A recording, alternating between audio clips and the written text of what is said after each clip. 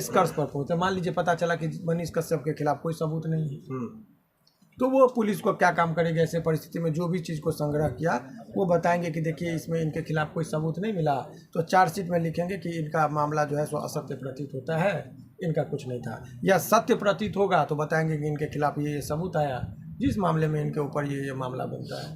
तो चार्जशीट का मतलब समझिए कि उस केस का फाइनल रिपोर्ट। जिस तरीके से आप डॉक्टर के पास जाते हैं तो आपका खून पेशाब पैखाना का जांच करने के बाद एक रिपोर्ट आता है, उसके बाद दवा लिखी जाती है। तो ये अनुसंधान का जो लास्ट रिपोर्ट हुआ कि इनके खिलाफ ये चीज़ है, पूरा डिस्क्रिप्शन के साथ, अब उसके बाद जज साहब उस पर जो मर्जी हुआ अपना उनको लगा क्या मटेरियल है, लॉ पॉइंट पर डिस्कस होता है। तो चार्जशीट जो है किसी भी केस का फाइनल रिपोर्ट होता है। तो सर इन सब ये जो प्रक्रिया आप बता रहे हैं, इसमें कितना समय लगता है अधिकतम? वेरी गुड, ये भी बहुत अच्छा प्रश्न है आपका। चार्जशीट की जो प्रक्रिया है, यदि कोई अपराध जिसमें 7 वर्ष से अधिक का सजा का प्रावधान हो, तो ऐसे परिस्थिति में 90 दिन का उसको तो अधिकतम समय है कि चार्जशीट आपको जमा कर देना। यदि अभियुक्त कस्टडी में है तो 90 दिन तक, मतलब 90 दिन में चार्जशीट में दे देना है आपको। और यदि वो उससे नीचे का प्रावधान है तो 60 दिन में, यानी 2 महीना। 2 महीना में यदि पुलिस इस केस में चार्जशीट नहीं होगा तो 1 सेकंड वो व्यक्ति जेल में नहीं रहेगा, तुरंत जज साहब को छोड़ना पड़ेगा। उनका भी मर्जी नहीं चलेगा, क्योंकि कानून है कि यदि 60 दिन में, हम लोग अनेकों लोगों का लेते हैं, 60 और 90 दिन का जो हमने क्राइटेरिया बताया, इतने दिनों के अंतर्गत यदि कोई व्यक्ति जेल में है और आप पुलिस चार्जशीट जमा नहीं करती है तो उस व्यक्ति को तुरंत में इमीडिएटली उसको छोड़ना चाहिए, क्योंकि माना जाता है कि अब इनके खिलाफ कोई सबूत पुलिस नहीं ला रही, इसका मतलब कॉन्कॉक्टेड है। बेल नहीं कहेंगे ना सर? नहीं, वो उसको जो है वो डिफ़ॉल्ट बेल कहा जाता है कि भाई इनको मेरिट पर नहीं बात है कितना इन्वॉल्व, कि इनके खिलाफ कोई नेता चार्जशीटें जमा नहीं हुआ। 167(2) CRPC के तहत जो है वो प्रावधान है, उसके तहत वो निकलता है। तो सर जैसे एक रेगुलर और अग्रिम बेल होता है, तो ये किस किस कंडीशन में होता है? बहुत अच्छा प्रश्न है आपका ये भी। देखिए, बेल 2 तरह का होता है सामान्यतः। तो एक होता है रेगुलर बेल, एक होता है एंटीसिपेटरी बेल। कोई आदमी पर, इसमें बहुत सारे लोगों पर केस हुआ जो जेल से बाहर हैं और बहुत लोग जेल में हैं, जैसे मनीष कश्यप जेल में है, राकेश तिवारी वगैरह हैं, वो लोग जेल में हैं। तो इन लोगों का जब हम बेल कोर्ट में मूव करेंगे तो उसको कहेंगे रेगुलर बेल, बिकॉज जेल से जिनको बाहर निकालना हो उसको रेगुलर बेल कहेंगे। और जो बाहर से ही बाहर बेल ले ले, जेल जाना ही नहीं पड़े, उसको हम लोग कहते हैं एंटीसिपेटरी। इनके केस में ऐसा क्यों नहीं हो पाया सर? क्योंकि ये एंटीसिपेटरी बेल फाइल ही नहीं किए। अच्छा, फाइल नहीं किए और उससे पहले पकड़ा ही गए, क्योंकि पुराने केस में उनके घर को तोड़ी जा रही थी, तो वहाँ एंटीसिपेटरी में जाते तो घर टूट जाती। घर बचाने के चक्कर में जो है सो जेल चले गए। एक चीज़ पुरानी बात आई तो सर एक चीज़ बोलना चाहूँगा, जैसे कि अभी तमिलनाडु प्रकरण में जैसा जो बातें हो रही है कि वो एक तो केस हो गया, लेकिन बताया जा रहा है कि उनके ऊपर बेतिया में पहले से भी 5 या 6 मामले, मैं कंफर्म नहीं हूँ तो मैं इसकी पुष्टि नहीं कर पाता हूँ। नहीं, आपको मैं जानकारी के लिए बता दूँ कि इससे पूर्व में उनके ऊपर जो अनुसंधान के दौरान जो रिकॉर्डेड चीज़ है उसके मुताबिक 9 केसेस था इनके। 9 तो जैसे मान लीजिए कि ये जो तमिलनाडु प्रकरण में जो मामला है भ्रामक वीडियो फैलाने का, इस केस में बेल मिल जाता है। देखिए, मेन आरोप इनके ऊपर है क्या? मूल आरोप को देखिएगा तो इनके पास है कि आपने एक ऐसे फर्जी खबर को प्रकाशित किया जिससे 2 राज्यों के बीच में तनावपूर्ण स्थिति हो गई। मूल आरोप के ये सभी FIR का जिस्ट यही है। तो पुराने वाले FIR में भी यही है?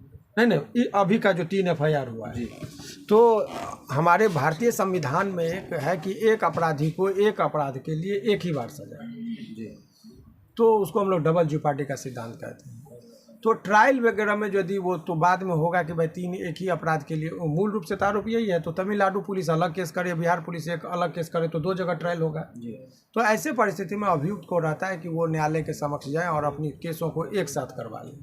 अच्छा सर, एक जो लास्ट पूछूंगा, क्या चार्जशीट के बिना जमानत दी जा सकती है?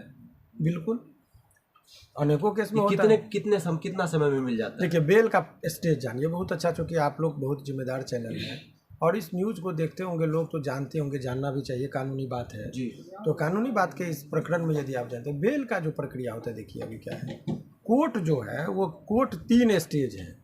फिर समझिए कि ऐसा और क्यों इतना स्टेज में बनाया गया और क्यों न्याय मिलने में थोड़ा समय लगता है, वो समझिए। सवाल ये होता है कि मान लीजिए सबऑर्डिनेट कोर्ट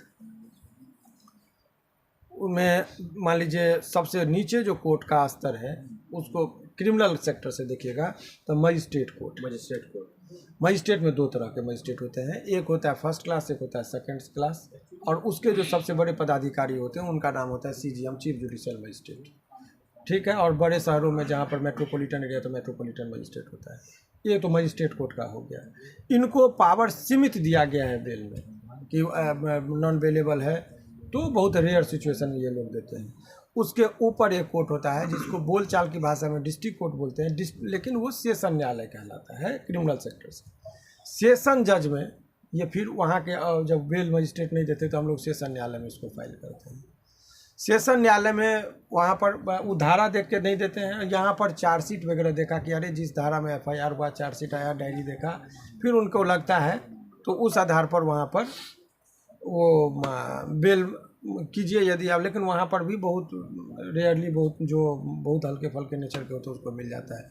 उसके ऊपर का एक स्तर होता है हाई कोर्ट। हाई कोर्ट में गुण दोष मेरिट सब पर बात होती है, एकदम लंबे स्तर से समझाया जाता है कि ये चीज़ है, इसका एविडेंटरी वैल्यू नहीं है, बहुत सारी विस्तार से बातें होती है। जज साहब भी यहाँ पर बहुत मैच्योर और बहुत एक्सपर्ट माने जाते हैं, वकील साहब भी होते हैं। तो यहाँ आकर वो जो है सो केस मेरिट पर डिसाइड होने लगता है। इसीलिए आप देखते होंगे कि कम से कम 80% केस में हाई कोर्ट में बेल मिलने की संभावना रहती, तो तब तक कस्टडी भी बहुत हो गया रहता है। लेकिन सर हाई कोर्ट में जाने में तो बहुत समय लग जाएगा सर। तो ये प्रक्रिया आपको फॉलो करना है। कितना लगेगा सर? एकदम देखिए एग्जैक्ट नहीं बताया जा सकता है, सर लेकिन अभी मान लिए उच्च न्यायालय में रेगुलर बेल में 2.5 से 3 महीना का वक्त लग रहा है नंबर पर आने में। उसके बाद डायरी मांगा जाएगा, डायरी मांगेंगे तो फिर वो सब समय दिया जाएगा, अधिकतम 14 दिन 15 दिन का दिया जाता है, एक महीना भी, फिर नंबर पर लगता है, फिर आर्गूमेंट होती है। फिर इसीलिए वहाँ 1-2 महीना लोअर कोर्ट की प्रक्रियाओं में लग जाता है। इसीलिए इनके प्रकरण में भी आप मान के चलिए, मेरा अपना हो सकता है यदि निचले स्तर पर मिल गया तो 10 दिन में मिल जाएगी। जी। डिस्ट्रिक्ट में हो गया तो 1 महीना में हो जाएगा, यहाँ आएगा तो 6 महीना लगना पड़ेगा। तो अधिकतम का यदि बात कीजिएगा, मैं ये नहीं करोगे उतना लगेगा ही, लेकिन अधिकतम 5-6 महीना में इनको मतलब बेल मिलने की संभावना हाई कोर्ट में तो आ ही जाएगी। लेकिन उसका मतलब ये नहीं कि 6 महीना लग ही जाएगा, हो सकता है निचली अदालत यदि कंसीडर करे।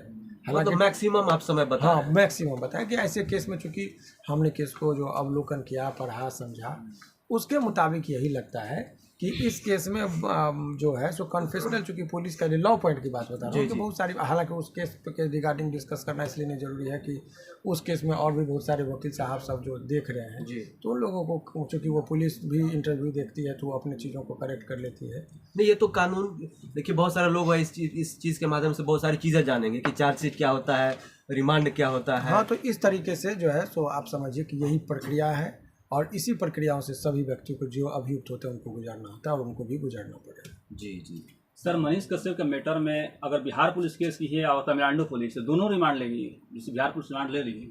देखिए, उसमें अनुसंधानकर्ता अपनी बात रखते हैं और जज साहब को अपने विवेक के अनुसार उनको एक सोचने की शक्ति होती है। उनको लगता है कि ज़रूरत है तो वो देते हैं, नहीं लगता है तो नहीं ज़रूरत होता है।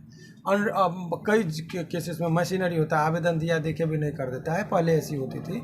इसी बात पर माननीय सर्वोच्च न्यायालय ने टिप्पणी किया कि जुडिशियल मजिस्ट्रेट को जब कभी भी रिमांड के लिए कोई आए तो मशीनरी तरह से नहीं कि मशीन की तरह आए कर दिए, उस पर अपना जुडिशियल माइंड को अप्लाई करके हर केस की परिस्थिति के अनुसार वो न्यायालय में जो है बात को रखा जाएगा, तब कोई निर्णय पर पहुँचना चाहिए। तो एप्लीकेशन ऑफ माइंड, मान लीजिए कि खबरें में भी इसमें क्या हुआ कि आप लोगों को कोई कह दिया कि मार रहा है तमिलनाडु में, आपने खबर चला दिया, तो मशीनरी मैनर हो गया। वो कह दिया, उसने कोई वेरीफाई नहीं किया जी। तो वेरीफाई जब ये किया तो अपना माइंड का अप्लाई किए। तो उसी तरीके से जुडिशियल मजिस्ट्रेट को भी मार्गदर्शन इसमें दिया गया ऑनरेबल सुप्रीम कोर्ट के द्वारा कि जब कभी भी जुडिशियल रिमांड के लिए कोई पुलिस रिमांड का कोई डिमांड करे 167 के तहत, तो अपने apply your judicial mind, there after you should take any kind of decision. एक सवाल सर, ये जो सर मनीष कश्यप का मामला चल रहा है, इस केस से डिजिटल मीडिया के पत्रकारों को क्या सीखना चाहिए, आप थोड़ा बता दीजिए। देखिए, डिजिटल मीडिया को अपने वजूद की लड़ाई है, उसको साख तो मैं कुछ मामले में बिहार पुलिस के साथ हूँ। इसलिए साथ हूँ कि कुछ लोग मीडिया में अपने मर्यादा को भूल जाते हैं। आप जब एक माइक देते हैं तो एक समाज के निर्माण में काम आना चाहिए, समाज का निर्माण की बात होनी चाहिए। ऐसे लोगों का इंटरव्यू जो समाज में जिससे कुरीति फैलेगी लोग चला दे रहे हैं। मैं बड़े ही दावे के साथ कह रहा हूँ कि तेगलवा बाबा का न्यूज़ मैंने देखा, बड़ी घृणा हुई कि क्या लोग चला रहे हैं। मुझे उस दौर में लगता है कि कुछ गायक हैं, नाम नहीं लेना चाहूँगा, महिला सिंगर हैं, उसका वो गाली गलौज वाला वीडियो अक्षरशः चलाते हैं। भाई आप मीडिया का सोशल समय, हर हाथ में मोबाइल है, जब घर में लोग देखता है तब तक गाली वाली बात आती है, बगल में बच्चे सुनते हैं, बुजुर्ग होते हैं तो डिमोरलाइज फील करते हैं। फिर वो लोग क्या करते हैं, तो वो लोग, कुछ लोग व्यूअर्स के चाहत में इस मर्यादा को भूल जाते हैं कि किनका बयान चलाना है। किसी भी केस में यदि उसका वकील है उनके बयान का चलाइए, यदि चलाएंगे तो फिर आपको नोटिस कोई दे देगा कि ये क्या कर रहे हैं। अभी इस केस में जो हो रहा है, मान लीजिए, तो लोग मेहनत नहीं करना चाह रहे। इस केस के संदर्भ में यदि पुलिस के तरफ से क्या कार्रवाई हो रही है तो वो मुख्यालय से बयान जो जारी किया जाएगा उसी का मतलब। इसमें यूपी पुलिस का क्या महत्व है कि एक आदमी चला गया रिटायर का, कोई उत्तर प्रदेश का पुलिस है तो उनसे मैं पूछ रहा है कि जानिए क्या होगा। तो भाई लोग तो उतना टेक्निकल बात समझते नहीं है, दर्शक, तो आप भ्रम पैदा कर रहे हैं। इसीलिए इस दौर में, आज के इस दौर में डिजिटल प्लेटफॉर्म का इस्तेमाल करते जो लोग भी न्यूज़ परोसते हैं उनकी दायित्व बढ़ जाती है। कि अभी बिहार पुलिस ने भी कहा कि हम खबर चलाने से आपको नहीं रोक रहे हैं, खबर की पुष्टि कर लीजिए। खबर यदि आपको अच्छा लगे तो चलाइए, माने जो ऑथेंटिक है तो चलाइए, अदरवाइज आप नहीं चलाइए। और पत्रकार जितने भी होते हैं, यदि पत्रकारिता की, धर्म की बात कीजिए, मीडिया लॉ पढ़ना चाहिए। उसके बाद पत्रकार के बारे में कहता है न पक्ष न विपक्ष, पूरी तरह से रहिए निष्पक्ष, तभी जाके आप एक निष्पक्ष पत्रकारिता।